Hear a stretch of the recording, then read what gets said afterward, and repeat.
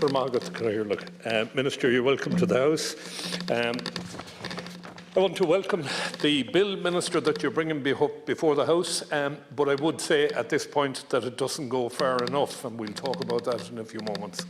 The last 2 years, as my colleague Senator Buttermore has pointed out, has been a very difficult time for the aviation industry, and indeed on the Transport Committee we have spent an extraordinary amount of time looking at the rebuilding of the air transport communication system for the country, and I compliment both Senator Dooley and Senator Buttermore for their input into the committee. They certainly haven't let down the side they come from, but they have had a global view as well, and I welcome that. Minister, I welcome the objective to merge the regulatory functions of the Irish Aviation Authority and the Commission for Aviation Regulation, but I do so with some reservations, and I'll get to those in a couple of seconds. I hope in establishing an independent regulator, we're establishing a strengthened regulator, and I look forward to having new commercial and semi-state to manage and control Irish airspace. One of the grave things that has bothered me for some time was the failure to date to have a written report on the crash of Rescue 116, and that simply isn't good enough. I don't know why it hasn't happened up to date, but certainly if we have an independent regulator in there who's strong enough, they will see to it that these things are reported on time. It should have been reported within 12 months. I know the European airline pilots are somewhat concerned about it. I welcome what you say about the charges with Dublin Airport, and that's a good thing, consumer focused. I have no difficulty with that. I do, however, believe the bill can be strengthened with some of the things that I'm going to mention now. As you know, a key stakeholder in all of this is the Airline Pilots Association, and the Airline Pilots Association seem to be finding it difficult to have their concerns listened to. So one of the things that we need to talk about is we need to talk about the licences. You mentioned the licence holders.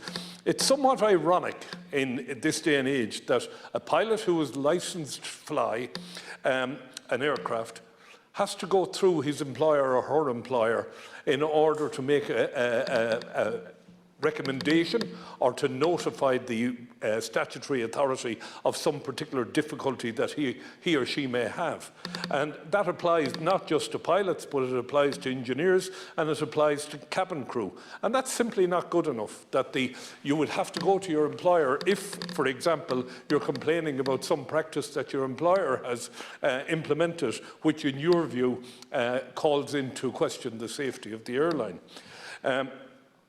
It's well justified concern, Minister, that licence holders have no mandate to interact directly with the new regulator. They run the risk of being caught between the commercial concerns of their employers and the regulatory or safety concerns that they would have themselves. Licence holders need a formal way to engage with the regulator that is statute-based and away from the commercial owner of the fleet they're flying for. We need, for all intents and purposes, a charter for licence holders. In this way, both the licence holder and the IAA will know precisely what their obligations are, and there will be no room for ambiguous interpretation by a commercial airline operator. We have plenty of examples, which I won't go into, because in this country we only have two main airline providers, so I'm not going to go into it. But they are extremely dominant, and I was delighted to hear Senator Buttermore talk about Ryanair increasing 22, I think you said, new routes out of Cork. That's really good news, but it makes these airline companies extremely powerful when it comes to dealing with them. So that's something we need to be aware of. Where am I now?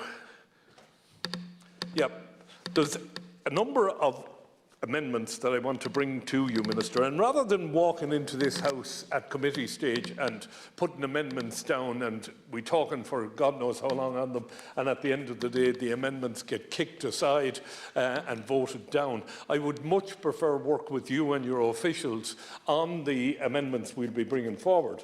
The crew support programme, Senator McGahan spoke about it there a few moments ago. We need, if you want, a standard operating procedure for crew support systems. We need a set of guidelines. We do not need the airline having control over how that's set up. We do not need the airline having control over who will form the peer support group and who will not form the peer support group in a particular airline. It's too dangerous an industry not to provide the supports that pilots would need. And pilots need peer support that they can engage with and that they are not afraid to go to with their stories. As I said, the licence holder charter, we can't have a situation, Minister, where the licence holder, the pilot, has to go to his or her employer and say to them that I have a difficulty with the regulations that you're asking me to fly under, and I need to go to the regulator with them, and the employer says, no, you can't.